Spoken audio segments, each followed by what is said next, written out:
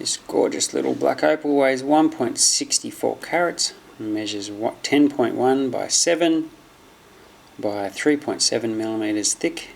It's an N3 with a brightness of 3 and has green and blue play of colour. And you can see it's slightly directional, and then colour shows up and then it disappears, and then you get it on the right angle and boom, look at, there's really bright colour. So just depends on where the light source is, and how you're holding the opal depends on when that colour turns up. It's quite mysterious.